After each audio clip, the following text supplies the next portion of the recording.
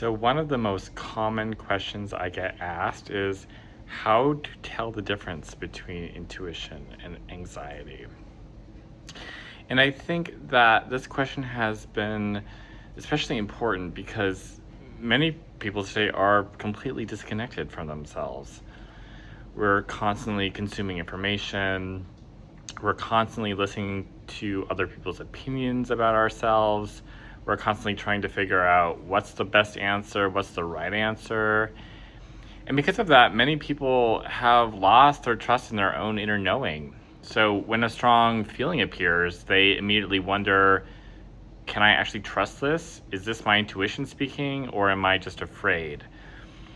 And if you've ever struggled with anxiety, if you're highly sensitive too, you've experienced maybe this confusion about what's happening.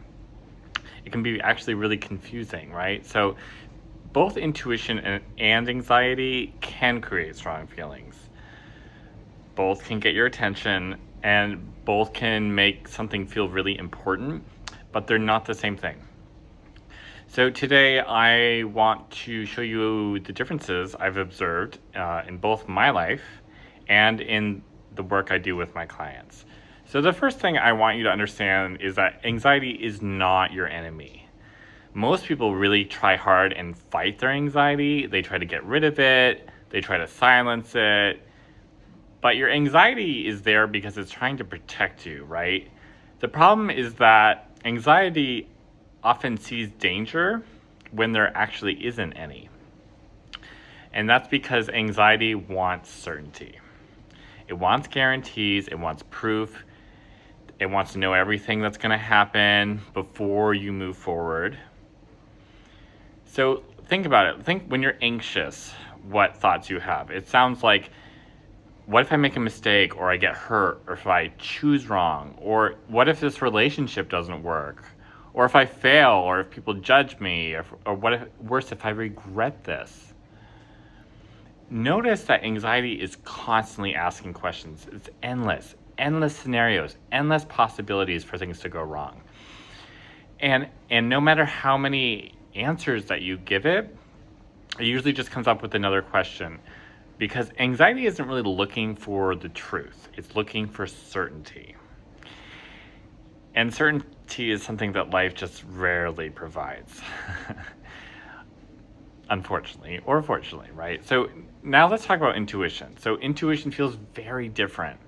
One of the biggest misconceptions people have is that intuition should feel this very dramatic, like lightning bolt, like you had this vision or this massive spiritual aha moment. And it can sometimes, right? But in my experience, intuition is much quieter, actually. It's often the first thing you know before your mind gets involved.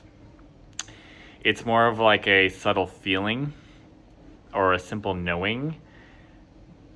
It's like a sense that you know something is right. Or not, before your mind has had a chance to pass judgment. So one of the easiest ways I distinguish intuition from anxiety is this. Anxiety is really loud. Intuition is quiet. Anxiety creates urgency.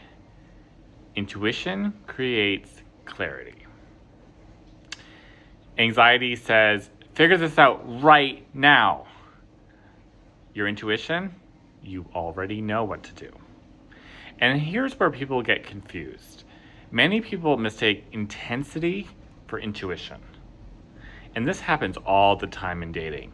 Someone meets a person, the chemistry is overwhelming, the attraction is intense, the emotions are huge, and then they immediately conclude, this must be my intuition. This must be destiny. This must be a sign. Maybe. Maybe not. Sometimes what people call intuition is actually just activation.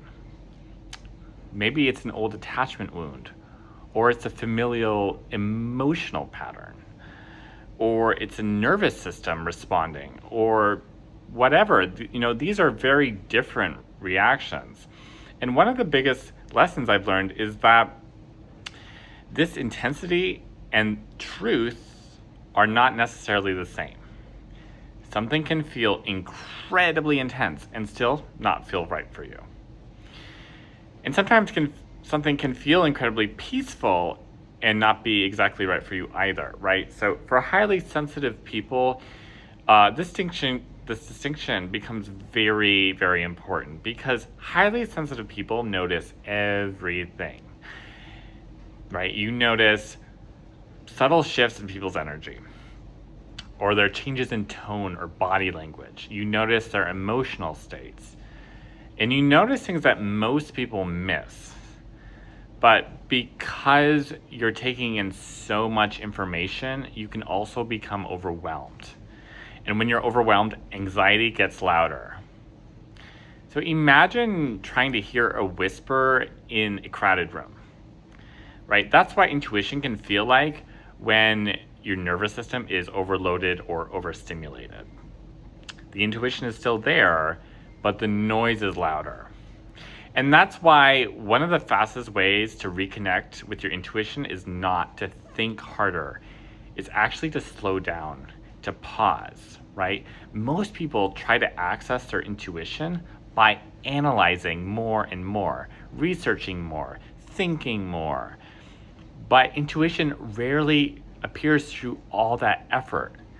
It actually appears through space, stillness, presence. And that's why activities like walking, meditation, yoga, journaling, time in nature can be so powerful because they help you reduce the noise. And when noise decreases, your intuition becomes easier to hear. So here's a simple exercise. Think about a decision you've been struggling with. Now imagine that there is no pressure, no deadline, no urgency. Nobody is waiting for an answer from you. Now ask yourself, what do I already know? Not what do I think, not what am I afraid of, but what do I know? For many people, the answer appears surprisingly quickly, because often the truth was already there. The mind was simply making it difficult to hear. Remember, the goal is not for you to eliminate your anxiety or to become perfect. The goal is to develop enough self-awareness that you can recognize which voice is speaking. Is this fear, or is this my knowing? Is this urgency, or is this my clarity? The more you practice, the easier that distinction becomes. And over time, something interesting will start to happen. You start to not look outside yourself for every answer. You begin to trust yourself, and that trust is what changes everything. So, if this resonated with you, let me know in the comments below. How do you personally distinguish intuition from anxiety? And if you'd like more content on intuition, emotional healing, highly sensitive people, personal growth, etc., make sure to subscribe and follow along. Thanks for watching.